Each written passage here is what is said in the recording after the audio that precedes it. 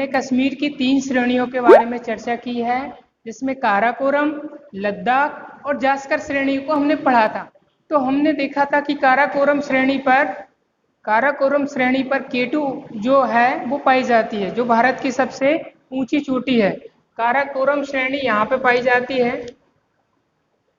काराकोरम श्रेणी जम्मू कश्मीर में सबसे ऊपर पाई जाती है और उसके बाद में लद्दाख है और उसके नीचे जास्कर श्रेणी है। तो हमने काराकोरम, लद्दाख और जास्कर तीनों श्रेणियों को पिछली वीडियो में पढ़ा है, तो आप जाके उसको देख सकते हैं ताकि आपको ये वीडियो अच्छे से समझ आए। तो इसके बारे में कश्मीर हिमालय के बारे में हमने चर्चा की थी। हमने जो चोटियां पढ़ी विश्व की वो नेपाल हिमालय के अंतर्गत पढ़ी थी, जो सबसे महत्वपूर्ण है विश्व की। विश्व में टॉप 10 की जो सबसे ऊंची श्रेणियां हैं वो भारत के ये नेपाल हिमालय में ही पाई जाती हैं। इसके बाद अब हम जो पढ़ने वाले हैं वो है असम हिमालय। इससे पहले मैं आपको बता दूं, आपको यहाँ दिख रहा होगा सिंधु नदी, सतलज नदी, काली नदी, तीस्ता नदी और यहाँ अपनी ब्रह्मपुत्र या दिहांग नदी। अभी मैंने यहाँ बनाया नहीं, आई होप आपको ये मालूम हो कि यहाँ से जो ब्रह्मपुत्र आती है यहाँ इंटर होके उसको दिहांग बोला जाता है। उस नदी को दिहांग नदी बोला जाता है जो कि ब्रह्मपुत्र नदी है। तो असम में इसको दिहांग नदी बोला जाता है। जैसे ही ये नदी इंटर होती है मैदानी भागों में तो इसका नाम ब्रह्मपुत्र नदी हो जाता है। तो आई होप आपको ये समझ में आया होगा। इस नदी से लेके तीस्ता नदी तक जो हिमालय कहलाता है वह असम हिमालय कहलाता है। तो आज जो हमारा फोकस रहेगा वो असम हिमालय पे रहेगा। इससे पहले मैं आपको बता दूं, सिडनी बुरार्ड नामक वैज्ञानिक सिडनी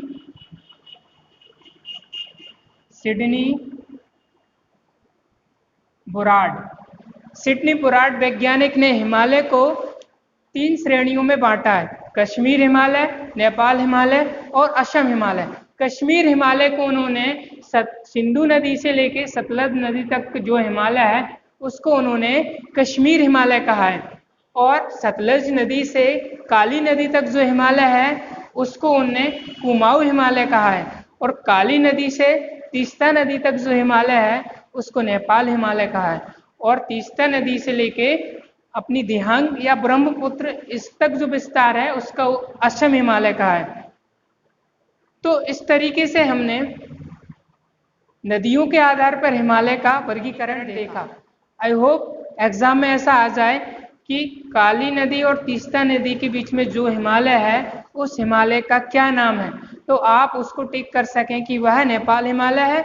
और अगर आपसे क्वेश्चन पूछा जाए कि काली और सतलज के बीच में जो हिमालय है उसका क्या नाम है, तो आप बता सकें कि उसका नाम कुमाऊं हिमालय है, जो कि उत्तराखंड के अंतर्गत आता है। इसमें हमने जो विशिष्ट चोटियां पढ़ी थी, नंदा देवी, कुमाऊं है अपनी, कामेट है, और इस तरीके से हमने कुमाऊं हिमालय को समझा था जो कि उत्तराखंड के अंतर्गत आता है। तो अभी हम नेपाल हिमालय में जो विशिष्ट चोटियां थी, अन्नपूर्णा, धौलाधर, माउंट एवरेस्ट, कंचनजंगा अपना इस तरफ है, कंचनजंगा। यहाँ पे जो श्रेणियां हमने देखी हैं, जो विश्व की सबसे महत्वपूर्ण श्रेणियां हैं वो इस तरीके से धौलाधर है, अन्नपूर्णा है, कंचनजंगा है। तो इस तरीके से हमने इन विशिष्ट चोटियों के बारे में पिछली वीडियो में सीखा था। अभी हम जो समझने वाले हैं वो है असम हिमालय।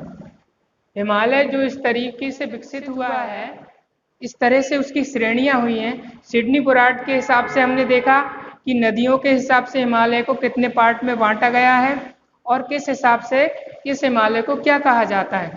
और इस हिमालय को हमने देखा जिसको हम ट्रांस हिमालय कहते हैं। ट्रांस हिमालय के अंतर्गत हमने 3 श्रेणियां पढ़ी थी, काराकोरम, लद्दाख और जास्कर श्रेणियां।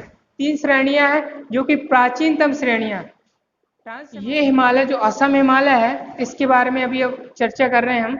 असम हिमालय में ये जो श्रेणियां हैं, जो जनजातियों के नाम पे इनका नामकरण किया गया है, मतलब जो पहाड़ियां हैं उनके नाम देख सकते हैं हम।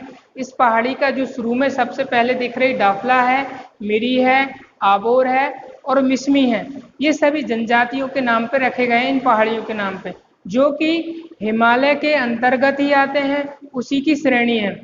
यही श्रेणी नीचे की ओर चली गई है, जिसको हम अलग अलग राज्यों में अलग अलग नामों से जानते हैं। सबसे ऊपर हम देखें पटकोई बूम श्रेणी है, फिर उसके बाद नागा है, मतलब नागा राज्य में है, नागालैंड राज्य में नागा पर्वत श्रेणी के नाम से जानी जाती है।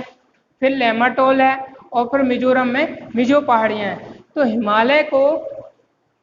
हिमालय श्रेणी को इन श्रेणियों के नाम से हम जानते हैं। अलग अलग राज्यों में इसका नामकरण कर दिया गया है, और यही श्रेणी अराकामयुमा के नाम से जानी जाती है।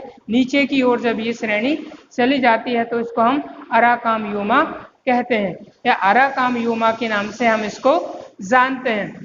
फिर मेघालय में एक श्रेणी है, इसको हम शिलांग पठार बोलते हैं। शिलांग श्रेणी, इसमें भी 3 है, गारो, खासी, जयंतिया। ये गारो है,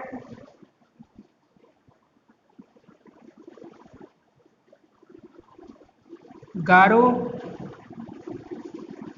खासी, और फिर ये लास्ट वाली जयंतिया। गारो, खासी, जयंतिया, इन तीनों श्रेणियों को सम्मिलित रूप से हम शिलांग पठार बोलते हैं। ये जो भाग था वह हमारा जो यहाँ राजमहल पहाड़ियों का जो ये राजमहल पहाड़ियाँ हैं उन्हीं का हिस्सा माना जाता है। शिलांग पठार जो है वो गारो पहाड़ियों का ही भाग माना जाता है। क्यों? क्योंकि ये पहले जो प्रायद्वीप भारत का पठार था वह ये ऊपर तक गया था, लेकिन इसको नदियों के द्वारा काट दिया गया। यहाँ से गंगा नदी और यहाँ से ब्रह्मपुत्र नदी ने यहाँ से इस भाग को काट दिया गया है। इस कारण से ये राजमहल पहाड़ियों से शिलांग पठार अलग हो चुका है। तो इस तरीके से हम शिलांग पठार को समझ सकते हैं। यहाँ आपको चेरापूंजी पता ही है कि शिलांग पठार पे चेरापूंजी जहाँ पे सबसे अधिक बरसात होती है। तो हमने असम हिमालय में हिमालय की कई श्रेणियां हैं जिनको हम अलग अलग राज्यों में अलग अलग नामों से जानते हैं। तो एक नाम से हम पटकोई बूम है यहाँ पे ऊपर वाले राज्य में, उससे नीचे है नागा पर्वत श्रेणी, उससे नीचे है लेमाटोल, और उससे नीचे है मिजो पहाड़ियाँ। तो आपसे पूछ सकते हैं कि मिजो पहाड़ियाँ कहाँ पे हैं, कौन से राज्य में हैं। हम देखते हैं कि जो असम हिमालय की श्रेणियां हैं उनको अलग अलग राज्यों में अलग अलग नामों से जाना जाता है। अगर आपके एग्जाम में पूछ लिया जाए कि नागा, पटकोई बूम, लेमाटोल या मिजो पहाड़ी को किस नाम से किस राज्य में जाना जाता है, कि पटकोई बूम जो है वो किस राज्य की श्रेणी है, नागा पर्वत जो है वो किस राज्य की श्रेणी है, या फिर आपसे पूछ लिया जाए लेमाटोल किस राज्य की श्रेणी, या मिजो का पूछ लिया जाए, तो आपको याद होना चाहिए कि मिजो पहाड़ियाँ हैं मिजोरम में पाई जाती हैं, लेमाटोल जो हैं वो मणिपुर में पाई जाती हैं, और नागा पर्वत श्रेणियाँ हैं जो नागालैंड में पाई जाती हैं, और पटकोई बूम जो है अपना अरुणाचल प्रदेश में पाई जाती हैं। तो इस तरीके से हमने देखा कि ये जो पर्वत श्रेणियाँ आपने नाम इनके सुने होंगे, ये हिमालय पर्वत श्रेणी के ही भाग हैं, जो कि इस तरीके से नीचे की ओर मुड़ जाता है, जो कि दक्षिण की ओर मुड़ जाता है, और फिर इसी श्रेणी को नीचे की ओर हम अराकामयुमा श्रेणी के नाम से जानते हैं। तो आई होप आपको असम हिमालय समझ आया होगा। एक बार ये और हम देख लेते हैं कि जो सिडनी ब्राड नामक वैज्ञानिक ने इनका वर्गीकरण किया था तो ये कितने क्षेत्रफल में पाया जाता है। तो हम देखें सिंधु और सतलज के बीच में जो क्षेत्रफल है या दूरी है वो 500 किलोमीटर की दूरी इन दोनों के बीच में पाई जाती है। सतलज और काली नदी के बीच में जो कुमाऊं हिमालय है 320 किलोमीटर के अंतर्गत ये पाया जाता है, और काली और तीस्ता नदी के बीच में जो नेपाल हिमालय पाया जाता है उसकी दूरी है 800 किलोमीटर। तो इस तरीके से हमने इनके वर्गीकरण को समझा। तो आई होप कि आपको हिमालय के वर्गीकरण को समझने में मदद मिलेगी। आई होप आपको ये समझ में आया होगा कि हिमालय के बारे में हमने जो चर्चा की है वो कितने भागों में बटा है और उसमें हमने क्या क्या चीज़ें देखी हैं। तो आपकी ये समझ विकसित करने के लिए इतना वीडियो जो मैंने बताया है वो काफ़ी होगा, जिससे आपकी समझ विकसित होगी। आपको इन विषय को, इन बातों को याद करने में बहुत आसानी होगी। मैंने जो आपको समझाया उसको आपको बार बार देखना है, रिवाइज करना है, और आप इसका स्क्रीनशॉट भी यहाँ ले सकते हैं। आप इसका स्क्रीनशॉट लेके अपने मोबाइल में इसको बार बार देख सकते हैं, कहाँ पर क्या पाया जाता है, कौन सा हिमालय किसके अंतर्गत आता है, नदियों के नाम आपको याद होना चाहिए। तो इस तरीके से हमने हिमालय का सीखा। उसमें हो सकता है कि थोड़ा चित्र मैं सही नहीं बना पाया होगा, लेकिन आपको जो मैं समझाना चाह रहा था वो बात आप तक पहुंची होगी। तो आपको ये वीडियो अच्छी लगी है, या इसमें आपको कोई चीज़ लगी है कि कोई चीज़ रह गई है या कोई सुधार करना है, तो आप कमेंट के माध्यम से हमें बता सकते हैं। और इस चैनल के साथ बने रहें, क्योंकि अब इस चैनल पे अन्य विषय की वीडियो भी आएंगी, जैसे हिस्ट्री हुआ, अपना मैथ्स है, ये सारी श्रेणियां भी चल रही हैं। और आपको ये वीडियो पसंद आई है तो आप इस वीडियो को लाइक, उस चैनल को सब्सक्राइब कर सकते हैं, ताकि आपको आने वाली वीडियो की जानकारी इसके माध्यम से मिलती रहे। वीडियो देखने के लिए धन्यवाद। Thank you for watching.